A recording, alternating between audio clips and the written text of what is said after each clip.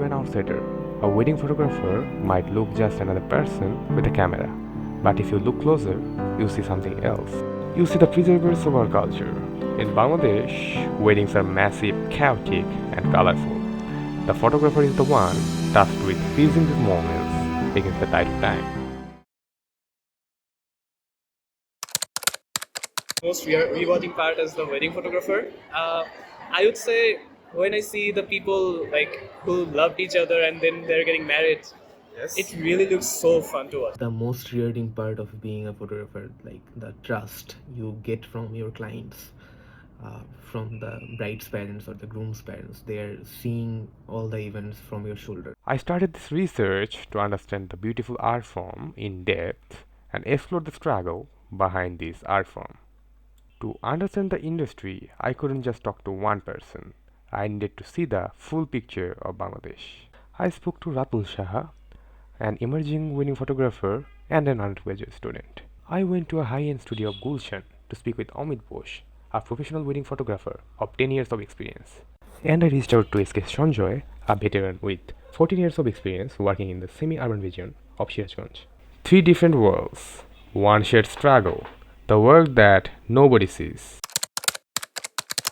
My initial business assumption was that the biggest struggle the photographers faced was during the wedding. However, the interviews revealed the true problem wasn't during the wedding, it was after the wedding. The photo shoot we do at your wedding in front of you, it's not even at least not even 30% of what we actually do. I feel like as a photographer, I feel like at least 70% lies behind the editing part. This is the iceberg. Clients see the glamour of the event, but they don't see the thousands of photos that need culling and color grading in the dark.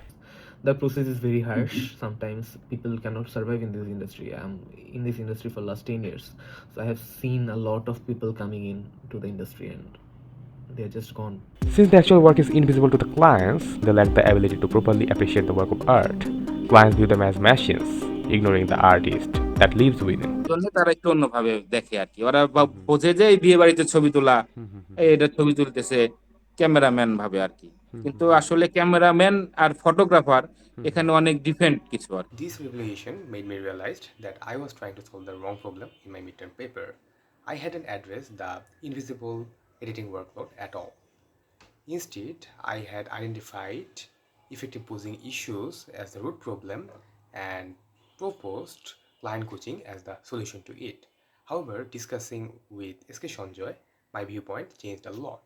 অবশ্যই আপনার বিভিন্ন posing জানতে হবে কিভাবে আপনি ওরা দাঁড়াইলে কিভাবে ছবিটা ভালো আসবে লাইটিং তারপর লাইটিং এর কিছু বিষয় থাকে এই মনে করেন যে আগে ওদেরকে আসলে ট্রেনিং করানো সম্ভব না So I wondered, could AI tools fix the burnout of editing?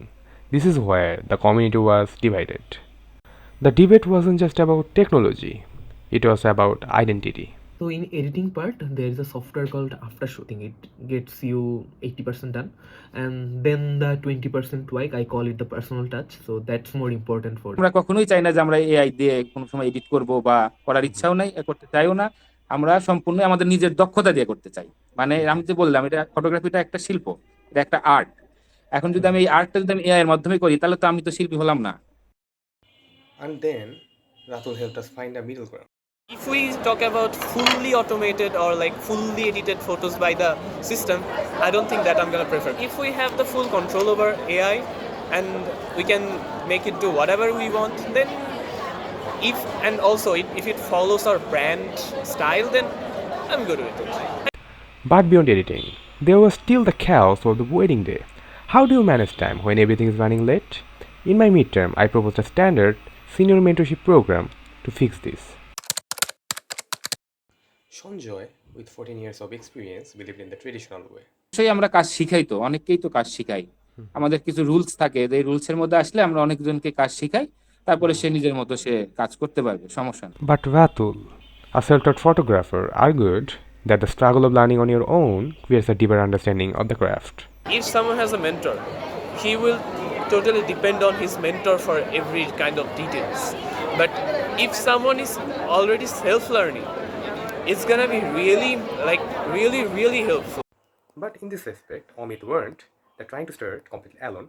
might create some problems later on. In Bangladesh, we don't have any proper schooling for the wedding photographers. I think it's very necessary for the wedding photographers to have a school and have a proper guideline how to do. And otherwise, you will see, like as I said before, 6 months of the delivery time, and people are doing workshops, but they are not effective. I think so. People are coming in, but this is not the proper effective way to teach or like to learn actually. So you need a long-term thing. This created a dilemma.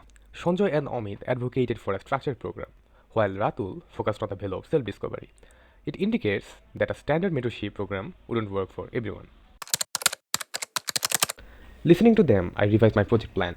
I call it the lens of dignity. It's a 6-month roadmap designed to bridge these gaps using 3 specific modules. Firstly, automated editing system with human in the loop to balance between automation and human creativity. Secondly, training wedding photographers on communicating business value to communicate the necessity of editing workload. Finally, an on-demand residency program with a nice balance between a structured program and wonderful opportunity for self-learning. A wedding photograph is a piece of art. It expresses the beauty of the moment while hiding the hard work and countless hours spent behind the creation of the artwork. Ratul, Amit, and Sanjoy don't just take pictures, they trade their own time, their sleep, their health, so that countless newlyweds can keep their memories forever. The most expensive part of a photograph isn't the camera, it's the human behind it.